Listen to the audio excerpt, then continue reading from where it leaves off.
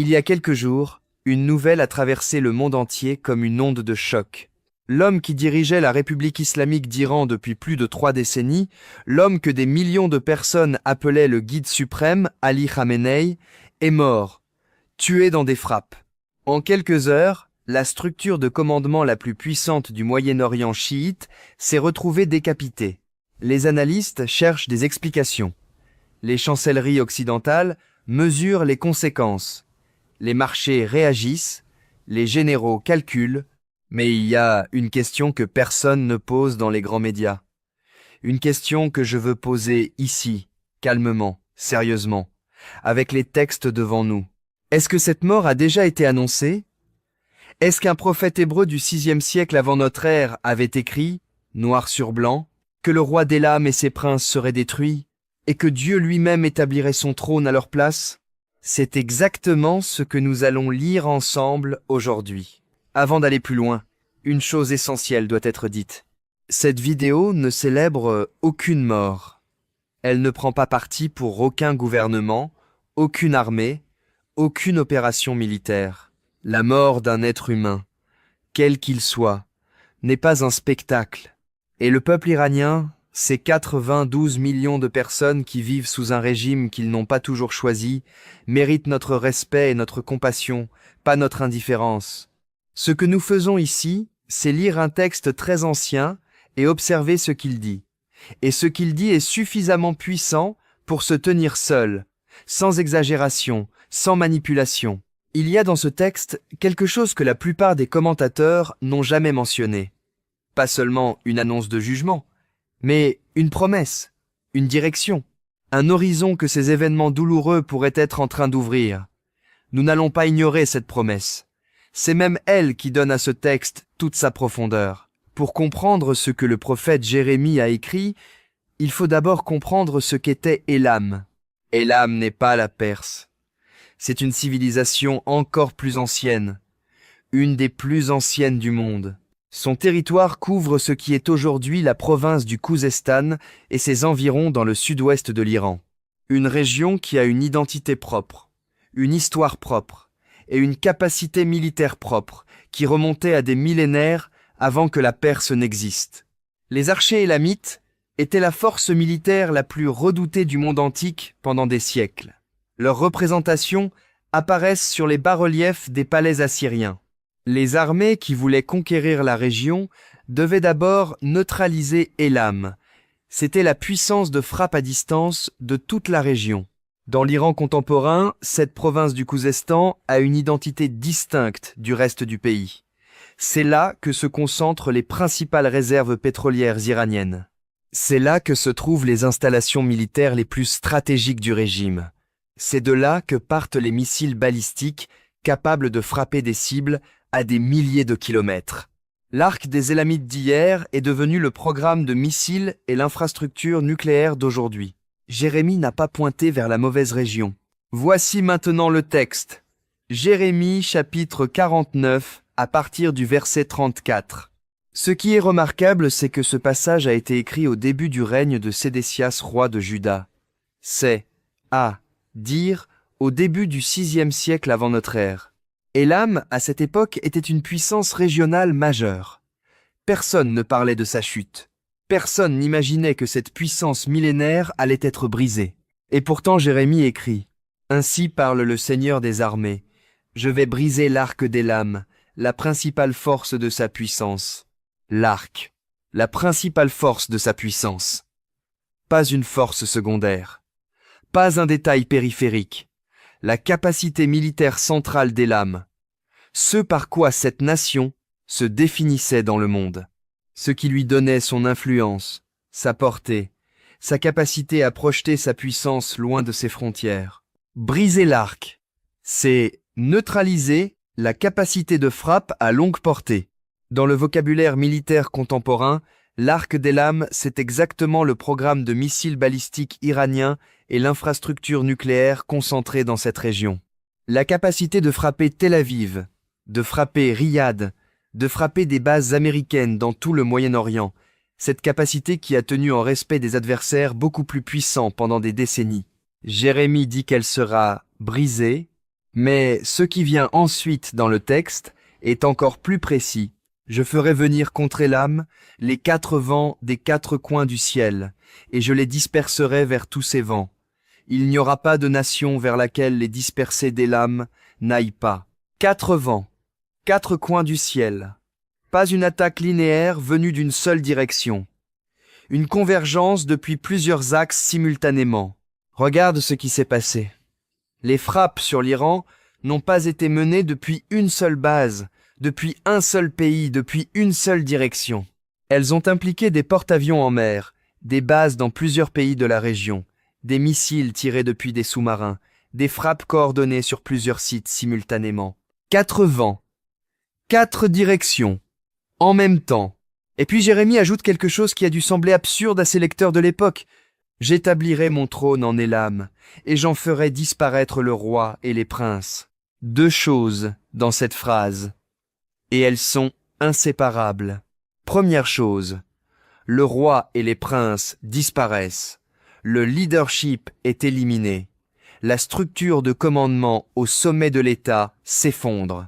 Deuxième chose, Dieu établit son trône à cet endroit précis, pas ailleurs, en Élam, dans ce territoire spécifique. Une présence souveraine qui s'installe là où le pouvoir humain vient de s'effondrer. Ces 2 éléments ne sont pas 2 prophéties séparées. Ils forment un seul mouvement. La chute du roi ouvre un espace. Et dans cet espace, quelque chose d'autre s'installe. Alors parlons du roi. Ali Khamenei était guide suprême de la République islamique d'Iran depuis 1989, 36 ans. Il avait survécu à une tentative d'assassinat dans les années 80 qui lui avait paralysé le bras droit. Il avait traversé des crises économiques, des sanctions internationales, des soulèvements populaires en 2009, en 2019, en 2022. Il avait regardé tomber Saddam Hussein, Muammar Kadhafi, Hosni Moubarak, il était resté. Et puis, il n'est plus resté. Dans le système politique iranien, le guide suprême n'est pas un président qu'on remplace tous les 4 ans. Il est la clé de voûte de toute la structure. C'est lui qui commande les gardiens de la révolution. C'est lui qui contrôle la politique nucléaire. C'est lui qui donne ou retire sa légitimité à toutes les autres institutions. Sans lui, le système entier entre dans une zone d'incertitude que personne n'a jamais traversée depuis la mort de Khomeini en 1989. Et Khomeini avait lui-même désigné son successeur avant de mourir. Cette fois, il n'y a pas eu de désignation claire. Il n'y a pas de successeur évident. Il n'y a pas de consensus. J'en ferai disparaître le roi et les princes. Le roi a disparu. Et les princes, les figures qui auraient pu lui succéder, les généraux qui dirigeaient les opérations régionales, les commandants des gardiens de la Révolution, plusieurs d'entre eux ont disparu aussi dans ce même conflit, en très peu de temps. Comme si la structure entière au sommet de l'État avait été frappée simultanément. Jérémie l'avait écrit. Le roi et les princes. Pas seulement le roi, l'ensemble du leadership. Maintenant parlons des princes. Parce que c'est là que le texte devient encore plus troublant quand on le place à côté des événements récents.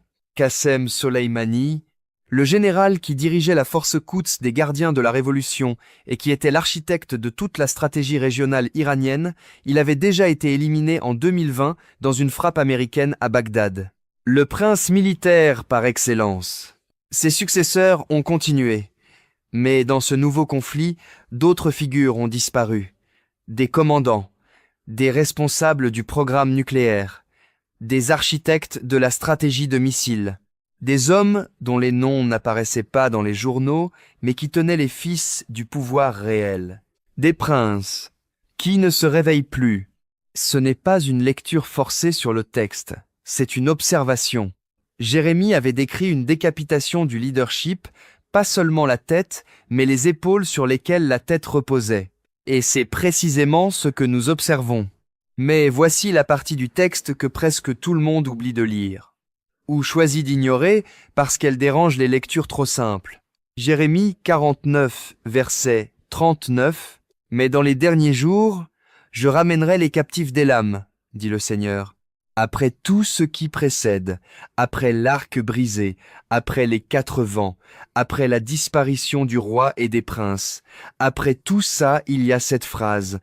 Dans les derniers jours, je ramènerai les captifs d'Élam. Le dernier mot de Dieu pour ce peuple dans ce texte n'est pas la destruction, c'est le retour, c'est la restauration. C'est un avenir différent de tout ce que le chapitre a décrit jusqu'ici. Et ça change tout à la façon dont on doit lire cette prophétie. Parce que si on lisait ce texte uniquement comme un texte de jugement, on pourrait l'utiliser pour justifier n'importe quelle hostilité envers l'Iran et son peuple. Mais le verset 39 est là. Dans le texte, inamovible, il dit que Dieu n'a pas fini avec ce peuple. Il dit que le jugement n'est pas sa conclusion pour l'Iran.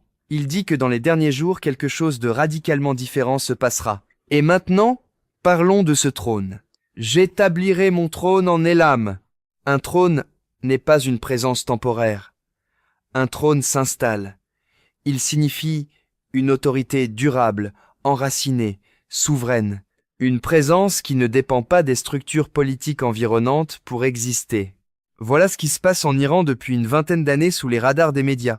La République islamique a passé 47 ans à tenter d'éradiquer le christianisme de son territoire. Des pasteurs ont été arrêtés, des Bibles brûlées, des lieux de culte fermés, des convertis condamnés à mort. Toute la machine répressive de l'État a été mobilisée pour étouffer cette foi avant qu'elle ne prenne racine. En 1979, au moment où la République islamique a été proclamée, on estimait à quelques centaines le nombre de chrétiens d'origine musulmane en Iran. Aujourd'hui, des études indépendantes parlent d'entre 1 million et 1 400 000 chrétiens dans le pays. Des hommes et des femmes qui se réunissent dans des appartements ordinaires, dans des sous-sols, qui mémorisent des passages entiers des Écritures parce que posséder une Bible physique est trop risqué, qui partagent leur foi en chuchotant, en changeant régulièrement de lieu de réunion. Et selon de nombreux témoignages recueillis par des organisations missionnaires indépendantes de plusieurs pays différents, des milliers de ces croyants ont commencé leur parcours à la suite d'un rêve ou d'une vision, sans jamais avoir rencontré un seul chrétien au préalable, sans jamais avoir tenu une Bible entre les mains. Des milliers de cas documentés, convergents, vérifiés, issus de villes et de régions différentes de l'Iran. Plus d'Iraniens se sont convertis au christianisme au cours des 20 dernières années que pendant les 1400 années précédentes depuis l'arrivée de l'islam en Perse. C'est ça le trône en Élam. Une présence que 47 ans de répression totale n'ont pas réussi à étouffer. Qui s'étend, qui s'enracine, qui grandit précisément là où tout a été mis en place pour l'empêcher de grandir. La chute du roi et des princes ne crée pas ce mouvement. Il était déjà là. Mais elle ouvre un espace que la répression maintenait fermé. Jérémie n'a pas écrit un texte de haine contre l'Iran. Il a écrit un texte qui décrit avec une précision troublante la chute d'une structure de pouvoir spécifique et qui affirme simultanément que Dieu a un plan pour ce peuple qui va bien au-delà de cette chute. La mort de Khamenei n'est pas la fin de l'histoire iranienne. C'en est peu. Être une étape douloureuse dans quelque chose de plus grand que la géopolitique, que les missiles, que les alliances militaires. Le peuple iranien avec sa culture millénaire, sa poésie, sa profondeur spirituelle, ses millions de croyants discrets qui prient dans des appartements sans fenêtres. Ce peuple n'est pas la cible d'une prophétie vengeresse. Il en est le bénéficiaire final. Dans les derniers jours, je ramènerai les captifs d'Élam. Cette phrase est dans le texte. Elle a toujours été dans le texte. Quand tu places tout ce que nous venons de lire à côté des événements actuels, est-ce que ça change quelque chose à la façon dont tu regardes ce peuple? Laisse ta réflexion dans les commentaires. Abonne-toi et partage si cette vidéo t'a ouvert un angle différent. Parce que cette conversation mérite d'être entendue par plus de monde.